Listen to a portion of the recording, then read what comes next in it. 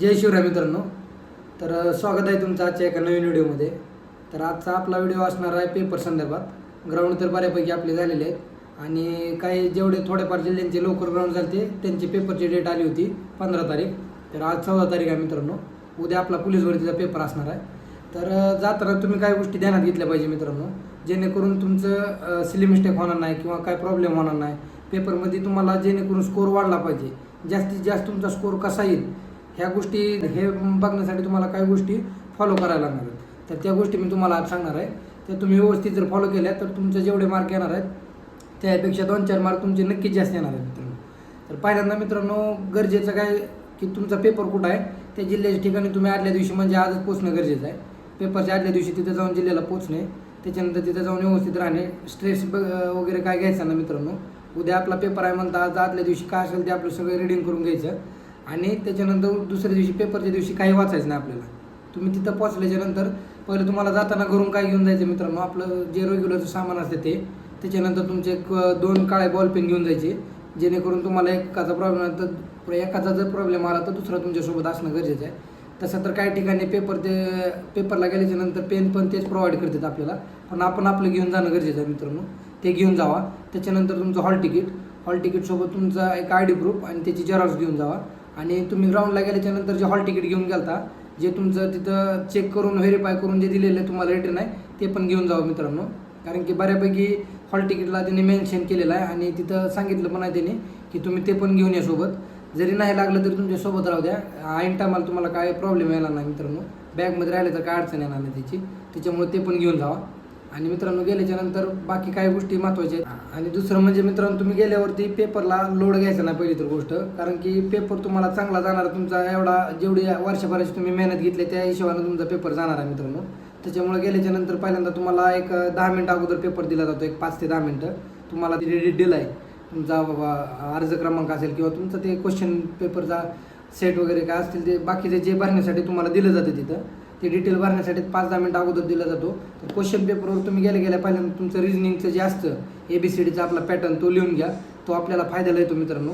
त्याच्यात तुम्ही ABCD सरळ लिहून उलटी दोन्ही प्रकारे लिहा, त्याला नंबरिंग वगैरे देऊन घ्या. तुमचे काय फॉर्म्युला असतील तर ते 5-10 मिनिटं अगोदर जेवढे टाईम भेटतो त्याच्यामध्ये तुम्ही लिहून घ्या, म्हणजे तुमचा वेळ वाचेल. आणि दुसरी गोष्ट म्हणजे मित्रांनो, 10 मिनिट पेपर अगोदर देतात, ह्याचा तेवढा फायदा करून घ्या जेणेकरून आपल्याला पुढं टाईम वाचेल. आणि आपल्याला 1.5 तासाचा टाईम आहे, त्याच्यामध्ये 100 क्वेश्चन आहेत. हा टाईम विचार करायला गेलं तर भरपूर आहे मित्रांनो. 1.5 तास म्हणजे खूप टाईम भेटतो आपल्याला. 100 क्वेश्चन त्याच्यामध्ये प्रॉपर कव्हर झाले पाहिजेत आपले. तुम्ही गडबड नाही केली, व्यवस्थित अगोदर सराव केला असेल तर ते तुम्हाला व्यवस्थित जमेल मित्रांनो. आणि मेन म्हणजे पेपर सोडवताना तुमची सवय कशी असली पाहिजे. आता इतके दिवस कशी सवय तुम्ही केल्या माहीत नाही, पण तुम्ही पेपरला गेल्याच्यानंतर हीच गोष्ट फॉलो करा. पहिल्या क्वेश्चनपासून जर तुम्ही पेपर सोडवायला सुरुवात केली ना तर ते एंडपर्यंत 100पर्यंत स्पीडमध्ये गेला पाहिजे तुम्ही. स्पीडमध्ये म्हणजे याचा अर्थ असा नाही की तुम्ही एकदम न विचार करता गेलं पाहिजे. माझं म्हणणं असं आहे स्पीडमध्ये म्हणजे की तुम्ही एखादा क्वेश्चन येत नाही, हे आपल्या क्वेश्चन वाचल्यानंतर लगेच कळून येतो मित्रांनो. त्याच्यानंतर त्याला तिथंच टाईम घालवायचा नाही, त्या क्वेश्चन नंबरला गोल करायचं आणि पुढं सोडवं जायचं मित्रांनो, जेणेकरून तुम्हाला तो क्वेश्चन शेवटला अटेम्प्ट करायला टाईम भेटेल. आणि जेवढं फास्ट तुम्ही पहिल्या क्वेश्चनपासून 100व्या क्वेश्चनपर्यंत जाल तेवढा तुमचा टाईम वाचेल. आणि मध्येच जर एखादा गणित बुद्धिमत्तेचा किंवा अजून कुठला क्वेश्चन असेल त्याच्यात जर तुम्ही अडकून बसला 5-5, 10-10 मिनिटं, 15 मिनिटं गेलेले कळत नाहीत मित्रांनो. त्याच्यामुळे तुम्हाला 1.5 तास पण तुमचा पुरत नाही. हा मेन प्रॉब्लेम आहे.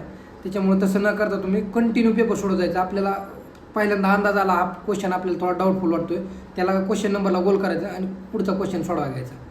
ह्या गोष्टी तुम्ही लक्षात ठेवा. आणखीन दुसरी महत्त्वाची गोष्ट म्हणजे मित्रांनो, ज्यावेळेस तुम्ही तो क्वेश्चन सोडता आणि खालचा क्वेश्चन घेता त्याच्यानंतर तुमचा प्रॉब्लेम काय होतो, ॲन्सर शीटमध्ये गोल करताना तुम्ही त्याच नंबरच्या ॲन्सरला गोल करता. त्याच्यामुळे तुमचं ते खालची सिरियल चुकली जाते मित्रांनो. ते पण तुम्ही लक्षात घ्या, ते चूक होऊ देऊ नका. प्रॉपर लक्ष द्यायचं. आपला दुसरा क्वेश्चन जर आपण सोडून दिला आहे आणि तिसरा जर सोडवला तर तिसऱ्याच्या ॲन्सर शीटमध्ये तिसऱ्या नंबरला तिसऱ्याचं ॲन्सर गेलं पाहिजे. ती चूक झाली नाही पाहिजे मित्रांनो. हे एक महत्त्वाचं आहे. त्याच्यानंतर काही विद्यार्थ्यांची सवय असते की मी पहिल्यांदा 50 क्वेश्चन सोडतो किंवा 25 क्वेश्चन सोडतो नंतर गोल करतो. असं पण करू नका मित्रांनो.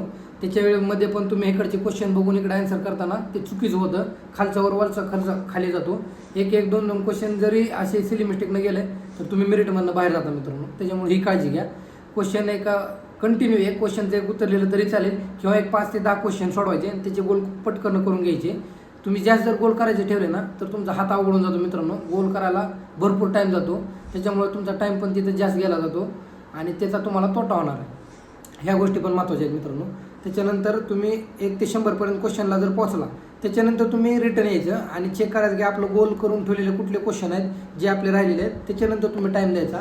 तर जवळपास तुम्हाला एक 15-20 मिनटं अर्धा तास आरामात भेटून जाईल मित्रांनो, तुम्ही असं जर पद्धतीनं गेला तर. आणि प्रॉपर पेपर तुमचा 1.5 तास जो म्हणतात 1 तास 1.25 तासाच्या आतमध्ये कव्हर होईल. तुम्हाला शेवट अडचण येणाऱ्या प्रश्नाला एक 15 मिनटं 20 मिनटं आरामात भेटून जातील. मी पण पेपर तसं सोडतोय, माझा पॅटर्न मी तुम्हाला सांगतोय. तुम्ही हा फॉलो केला तर तुम्हाला 100% फायदा होईल मित्रांनो. आणि दुसरी गोष्ट त्याच्यानंतर तुम्ही क्वेश्चन अटेम्प्ट करणं गरजेचं आहे. 100पैकी 100 आपला अटेम्प्ट असला पाहिजे.